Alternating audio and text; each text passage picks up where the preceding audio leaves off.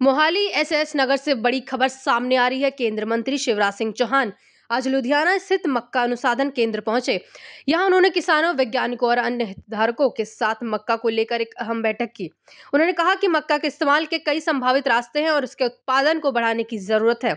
बैठक में इस बात पर चर्चा हुई कि मक्का में नए अनुसंधान कैसे किए जाएं और किसानों को इससे और अधिक लाभ कैसे मिल सके। शिवराज सिंह चौहान ने अभी कहा कि सरकार मक्का से जुड़ी संभावनाओं को लेकर पूरी तरह से प्रतिबद्ध है। बैठक में लिए गए निर्णयों से आने वाले समय में किसानों को बड़ा फायदा होने की उम्मीद जताई जा रही है।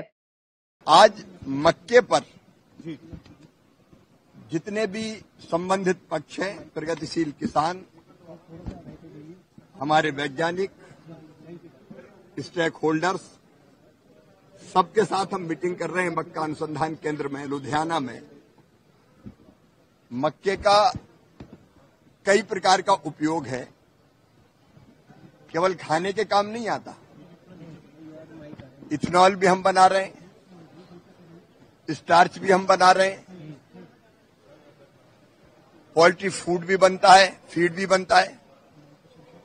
अब मक्के का उत्पादन और कैसे बढ़े, नया अनुसंधान हम मक्के में कैसे करें और किसान को मक्का और कैसे लाभ दे, ऐसे कई पक्षों पर आज लुधियाना में विचार विमर्श होगा। नैनीताल से बड़ी खबर सामने आ रही है। उत्तराखंड के मुख्यमंत्री पुष्कर सिंह धामी ने आज हल्द्वानी सिटी बस सेवा को हरी झंडी दिखाई। इस मौके पर उन्होंने कहा कि इस नई बस सेवा से शहरवासियों को आवाजाही में बेहतर सुविधा मिलेगी और अनावश्यक इंतजार से राहत मिलेगी। कार्यक्रम के दौरान उन्होंने सभी को इस पहल की शुरुआत पर बधाई दी। इसके साथ ही मुख्यमंत्री ने राज्य की जनसांख्यिकी की और सांस्कृतिक मूल्यों को सुरक्षित रखने पर जोर दिया। उन्होंने साफ कहा कि किसी भी कीमत पर इस क्षेत्र में जनसांख्यिकी की संरचना को नुकसान नहीं पहुंचने दिया जाएगा। उन्होंने सभी जिला अधिकारियों को निर्देश दिए हैं कि इस संबंध में गंभीरता से कार्रवाई की जाए और जिम्मेदार लोगों को जवाबदेह बनाया जाए। को एक स्थान से दूसरे स्थान को जाने के लिए उनका आवागमन बहुत आसान होगा, सुविधा होगी और अनावश्यक जो गाड़ियों का इंतजार, इसमें तमाम प्रकार की चीज़ें, उससे बचत होगी। मैं सभी को बहुत शुभकामनाएं देता हूं, बधाई देता हूं कि ये संचालन आज जो प्रारंभ हुआ है ये अनवरत रूप से जारी रहे। सर, पछुआ धुन और उसकी जो क्षेत्र है और अन्य इलाकों में जो मुस्लिम आबादी है उनकी संख्या बढ़ रही है और हिंदुओं की आबादी कम हो रही है और डेमोग्राफी इस तरह से चेंज हो रही है। देखिए, राज्य की डेमोग्राफी है, राज्य के सांस्कृतिक मूल्य हैं, ये किसी भी कीमत पर खराब नहीं होना चाहिए। यहाँ का मूल अस्तित्व तो बचा रहना चाहिए। उसके लिए डेमोग्राफी को लेकर सभी जिलाधिकारियों को पहले ही निर्देश दिए जा चुके हैं कि इसमें जिन लोगों के भी कालखंड में इस प्रकार की गतिविधियां बढ़ी हैं या जो जिसके पात्र नहीं है, जैसे आधार कार्ड बन जाना, राशन कार्ड बन जाना, बिजली का कनेक्शन मिल जाना, जिसके समय में भी ये हुआ होगा, वो भी सब जिम्मेदार होंगे और यहाँ की डेमोग्राफी किसी भी कीमत पर खराब नहीं होने दी जाएगी। पहले के समय में काफ़ी डेमोग्राफी का यहाँ पर अंतर हुआ है, काफ़ी चीज़ें इसमें ऐसी हुई हैं जो पहले के समय में ध्यान नहीं दी गई, लेकिन अब ये हमारी प्राथमिकता में है। Thank you sir. कोलकाता से सियासी हलचल की बड़ी खबर सामने आ रही है। केंद्रीय मंत्री सुकांता मजूमदार ने राज्यपाल सीवी आनंद बोस के हालिया बयान का समर्थन किया है। उन्होंने कहा है कि पश्चिम बंगाल में लगातार जिस तरह की घटनाएं हो रही हैं, सरकार को अब पहल करनी चाहिए, लेकिन दुर्भाग्यवश ऐसा नहीं हो रहा। सुकांता मजूमदार का कहना है कि राज्यपाल ने बिल्कुल सही बात कही है, मगर अब जरूरी है कि कार्रवाई भी हो। वहीं मुख्यमंत्री ममता बनर्जी के बयान को उन्होंने एक बार फिर झूठा करार दिया। उन्होंने साफ कहा कि घटना मेडिकल कॉलेज परिसर के अंदर नहीं, बाहर हुई। पीड़ित छात्र निजी कॉलेज से है। उन्होंने इस पूरे मामले को प्रशासन की पूर्ण विफलता बताया है। See, one after one, these kind of incidents are happening in the state of West Bengal. So that's why obviously the government should take some kind of initiative, but the West Bengal government is lacking that efficiency, and one after one, repeatedly incidents are happening. So I believe that governor has said the right thing. The honorable governor has has given some messages, but I think action is also needed. Maharashtra से एक तीखा राजनीतिक बयान सामने आया है। महाराष्ट्र के मुख्यमंत्री देवेंद्र फडणवीस ने कर्नाटक के मंत्री प्रियांक खड़गे के उस बयान पर प्रतिक्रिया दी है जिसमें उन्होंने राज्य में आरएसएस की गतिविधियों पर प्रतिबंध लगाने की मांग की थी। फडणवीस ने कहा कि खड़गे ऐसे बयान सिर्फ प्रचार पाने के लिए देते हैं। उन्होंने याद दिलाया कि इससे पहले इंदिरा गांधी ने भी आरएसएस को रोकने की कोशिश की थी। लेकिन नतीजा यह हुआ कि उन्हें सत्ता गंवानी पड़ी थी। फडणवीस ने दो टूक कहा कि ऐसे राजनीति से जनता गुमराह नहीं होगी। उन्होंने इस बयान को कर्नाटक की सत्तारूढ़ पार्टी की बौखलाहट बताया। उनको केवल प्रसिद्धि चाहिए, पब्लिसिटी के लिए सब करते हैं, उनको कौन पूछता है? अरे इंदिरा जी ने प्रयास कर लिया, इंदिरा जी को सत्ता से हटना पड़ा। या ऐसे लोगों को हम जवाब भी नहीं देते, इनको कोई पूछता भी नहीं। महाराष्ट्र से बड़ी राजनीतिक प्रतिक्रिया सामने आई है।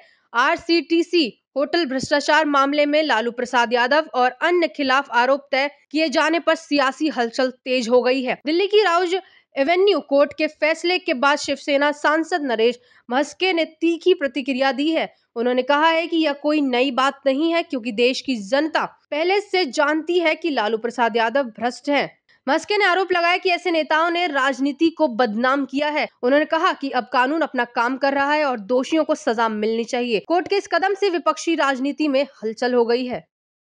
अभी देखो लालू प्रसाद के ऊपर क्या आरोप अभी साबित होने के बाकी है। वो तो खुद अंदर जाके आए हैं, आरोपी है, आरोपी रहने वाले, उनपे क्या फर्क पड़ने वाला है? आरोपी है, सबको मालूम, उनको कुछ फर्क नहीं पड़ने वाला है। वो तो भ्रष्टाचारी है, सबको मालूम है। मध्य प्रदेश से गंभीर खबर सामने आई है। शहर की एक केमिकल फैक्ट्री में आग लग गई, जिससे क्षेत्र में हड़कंप मच गया। घटना की सूचना मिलते ही फायर ब्रिगेड की टीम तुरंत मौके पर पहुंची। दमकल कर्मियों ने पूरी मेहनत और तत्परता से आग पर काबू पाया। शुरुआती जांच में कोई जानमाल के नुकसान की सूचना नहीं मिली है। अधिकारियों ने मामले की गहनता से जांच शुरू कर दी है। फायर से फैक्ट्री को हुए नुकसान का आकलन किया जा रहा है।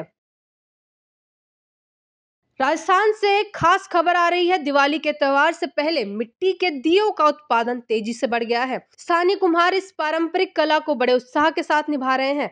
बाजारों में दियों की भारी मांग देखी जा रही है। दिवाली की रौनक बढ़ाने के लिए हर घर में मिट्टी के दियों की सजावट आम हो रही है। यह परंपरा लोगों के बीच अब भी बेहद लोकप्रिय है। इस बार भी दियों की बिक्री में अच्छी बढ़ोतरी होने की उम्मीद है। केंद्रीय गृह मंत्री अमित शाह ने हाल ही में एक महत्वपूर्ण बयान दिया है। उन्होंने कहा कि भारत में मुस्लिम आबादी की वृद्धि दर घुसपैठ के कारण बढ़ी है, ना कि जन्म दर के कारण। शाह ने पाकिस्तान और बांग्लादेश से आए घुसपैठियों को इसका जिम्मेदार बताया। उन्होंने अपने डिटेक्ट, डिलीट और डिपोर्ट नीति को दोहराते हुए कहा कि सरकार ऐसे लोगों को पहचान कर मतदाता सूची से हटाएगी और देश से बाहर भेजेगी। इस बयान का उत्तराखंड वक्फ बोर्ड के अध्यक्ष शादाब शम्स ने समर्थन किया है। शादाब शम्स ने एनआरसी की आवश्यकता पर भी जोर दिया। उन्होंने उत्तराखंड में मुख्यमंत्री पुष्कर सिंह धामी के नेतृत्व में हुई तरक्की और कड़े नियमों की भी तारीफ की। देश के गृह मंत्री माननीय अमित शाह जी ने डेमोग्राफिक चेंज को लेकर चिंता व्यक्त की है और लगातार इस बात को देखा जा रहा है कि जो देश से लगती हुई अंतर्राष्ट्रीय सीमाएं हैं उनसे लोग देश के अंदर आ रहे हैं और देश के अंदर आ रहे हैं तो आ रहे हैं, तारों के नीचे से आ रहे हैं, कुछ तारों के ऊपर से आ रहे हैं, कुछ तुष्टीकरण की राजनीति के चलते आए हैं। लेकिन आए हैं तो आए हैं, लेकिन वो आने के साथ साथ अब देश की सरकारें भी वो तय करें, मुझे लगता है ये चिंता का विषय है। हर देश की अपनी एनआरसी है, national register of citizen charter. मेरे देश में क्यों नहीं होना चाहिए? देश के मुसलमानों को उनका हक नहीं मिल रहा है, लेकिन जो बाहरी लोग हैं वो क्योंकि वोट बैंक बना हुआ है कुछ दलों का, उसके लिए मातम किया जा रहा है। देश के मुसलमानों के हालात, जस्टिस सच्चर कमेटी की रिपोर्ट आई, मुसलमानों के हालात बद से बदतर हैं। उनके हालातों पे चिंता करने की कोई जहमत नहीं उठा रहा है। वो हालात बद से बदतर किसकी सरकारों में हुए, क्यों हुए, ये अलग विषय है, लेकिन उस पर चिंता नहीं है। चिंता है बाहरी वोट बैंक हमें कैसे मिले, हम उस बाहरी वोट बैंक के लाभ लेते हुए कैसे सत्ता तक पहुंच जाएं। मुझे लगता है ये तुष्टीकरण की राजनीति की प्रकाष्ठा है और इस तुष्टीकरण की राजनीति के चलते जो हो रहा है, अगर अमित शाह जी उस पर सवाल उठा रहे हैं तो मुझे लगता है वो सवाल जायज है। देहरादून स्थित दून मेडिकल कॉलेज के छात्रावास में जूनियर डॉक्टरों की शर्मनाक हरकतों ने संस्थान की प्रतिष्ठा को गंभीर आघात पहुंचाया है। शराब के नशे में अर्धनग्न होकर अश्लील हरकतें करना और हुड़दंग मचाना न सिर्फ अनुशासनहीनता है, बल्कि मरीजों और उनके परिवारों की सुरक्षा पर भी सवाल खड़े करता है। प्राचार्य डॉक्टर गीता जैन ने स्पष्ट कहा कि दोषियों को कोई रियायत नहीं दी जाएगी। जांच कमेटी गठित, मामले की गहन जांच शुरू कर दी गई है। प्रशासन ने चेतावनी दी है कि दोषियों को सख्त सजा, निलंबन और कानूनी कार्रवाई का सामना करना पड़ेगा। खास बात यह है कि इस घटना के दौरान सुरक्षा व्यवस्था पूरी तरह फेल हो रही है, जिससे सवाल उठ रहे हैं। अब प्रशासन ने स्पष्ट कर दिया है कि ऐसी लापरवाही दोबारा बर्दाश्त नहीं की जाएगी। प्रशासन ने मेडिकल कॉलेज ने इसको मामले को बहुत गंभीरता से लिया है और किसी भी तरह की हुलिगनिज्म जो है वो मेडिकल कॉलेज बर्दाश्त नहीं करेगा। तो मैंने कल हम लोगों ने इंक्वायरी कल ही बिठा दी थी और आज उस इंक्वायरी की जहाँ तक 1-2 दिन में रिपोर्ट भी आ जाएगी और हम सख्त से सख्त एक्शन, जो भी कमेटी की रिपोर्ट आएगी, सख्त से सख्त एक्शन हम डॉक्टर्स के खिलाफ और जो भी दोषी पाए जाएंगे उनके अगेंस्ट लिया जाएगा। भविष्य में ये चीज़ें ना दोहराई जाएँ, उसको लेकर के आप लोग अब आगे और क्या कदम उठा रहे हैं?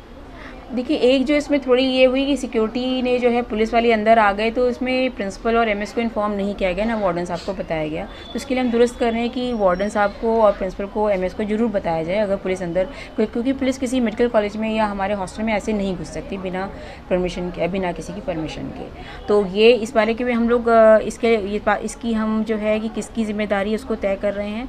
और दूसरी बात हम ये भी कह रहे हैं कि जो गार्ड्स हैं उनकी रोटेशन अभी तक ड्यूटी रखती थी, तो हम चाह रहे हैं कि उन कुछ गार्ड्स को वहाँ पे हम फिक्स कर देंगे। और दूसरी बात, जो भी इसमें दोषी पाए जाएंगे उनके खिलाफ सख्त से सख्त जो भी निर्णय होगा वो लिया जाएगा और सख्त से सख्त कार्रवाई इनके अगेंस्ट करी जाएगी। हरिद्वार से बड़ी खबर आ रही है, जहां आगामी त्योहारों को लेकर पुलिस एक्शन मोड में है। वरिष्ठ पुलिस अधीक्षक के सख्त निर्देशों पर जिले भर में सुरक्षा व्यवस्था को मजबूत करने के लिए सघन चेकिंग अभियान तेज कर दिया गया है। शहर और ग्रामीण इलाकों में मुख्य चौराहों, बाजारों और भीड़ भाड़ वाले स्थानों पर पुलिस ने संदिग्ध व्यक्तियों, वाहनों और सामान की कड़ी जांच की है। त्योहारों के दौरान कानून व्यवस्था बनाए रखने के लिए पुलिस गश्त और निगरानी बढ़ा रही है। पुलिस ने आम जनता को भरोसा दिलाया है कि वे निश्चिंत होकर त्योहारों का आनंद ले सकेंगे। हर संवेदनशील क्षेत्र में पुलिस की पैनी नजर रहेगी और किसी भी लापरवाही को बर्दाश्त नहीं किया जाएगा। सुरक्षा के लिए यह कदम त्योहारों को सुरक्षित और शांतिपूर्ण बनाने की दिशा में महत्वपूर्ण माना जा रहा है। बिहार में चुनाव अब अपने चरम पर है। सभी पार्टियां अपने अपने उम्मीदवारों की लिस्ट फाइनल करने में जुटी हैं। अभी तक जहां एक तरफ प्रशांत किशोर की जनसुराज पार्टी की पहली लिस्ट सामने आई है, तो वहीं अब इंडिया गठबंधन में रसाकसी का दौर जारी है। लेकिन सत्ताधारी एनडीए ने सीटों का बंटवारा निपटा दिया है और अब सीट बंटवारे के बाद जो तस्वीर सामने आई है उसने सभी को चौंका दिया है कि जो बीजेपी कभी बिहार में जेडीयू के साथ गठबंधन में छोटे भाई की भूमिका में रहती थी, वो आज जेडीयू के बराबर पहुंच चुकी है। एनडीए में लंबे समय से चल रहे खींचतान के बाद आखिरकार रविवार को सीट शेयरिंग का फॉर्मूला तय हो गया। बीजेपी और जेडीयू बराबर सीटों पर चुनाव लड़ेंगी। इससे पहले तक जेडीयू बीजेपी से ज्यादा सीटों पर चुनाव लड़ा करती थी। इस तरह एनडीए में जेडीयू का कद बड़े भाई का था, लेकिन सियासत ने ऐसी करवट ली कि बिहार का सीन ही बदल गया। बीजेपी छोटे भाई से अब बराबरी की भूमिका में जेडीयू के सामने खड़ी है। दरअसल बीजेपी और जेडीयू की सियासी दोस्ती 25 सालों से चली आ रही है। बिहार की सत्ता की धुरी 2 दशक से नीतीश कुमार के इर्द गिर्द पूरी तरीके से सिमटी हुई है। 2005 से लेकर 2020 तक बिहार में जितने भी चुनाव हुए हैं उसमें नीतीश कुमार की जेडीयू ने बीजेपी से ज्यादा सीटों पर चुनाव लड़ा है। लेकिन 2025 में मामला बराबरी पर आ गया। इसका पता सबको तब चला जब केंद्रीय मंत्री और बीजेपी के बिहार चुनाव प्रभारी धर्मेंद्र प्रधान ने रविवार को एनडीए में सीट शेयरिंग का ऐलान किया। इसके मुताबिक बिहार की कुल 243 सीटों में से बीजेपी और जेडीयू 101 और 101 सीट पर चुनाव लड़ने पर सहमति बनी। चिराग पासवान की एलजेपीआर 29 सीट पर, तो उपेंद्र कुशवाहा और जीतन राम मांझी की पार्टी 6 सीटों पर चुनाव लड़ेगी। इस ऐलान के बाद से सभी के मन में यह सवाल उठ रहा है कि आखिर एक सीट पर अड़ने वाले नीतीश कुमार बीजेपी से बराबरी पर कैसे मान गए। इसका जवाब ये माना जा रहा है कि एनडीए गठबंधन के भीतर बीजेपी का राजनीतिक प्रभाव बढ़ा है और क्षेत्रीय सहयोगी जेडीयू का वर्चस्व कुछ कम हुआ है। इसकी एक वजह नीतीश कुमार का बार बार पाला बदलना भी माना जा रहा है। हालांकि ये तो साफ है कि नीतीश कुमार ही एनडीए का चेहरा होंगे।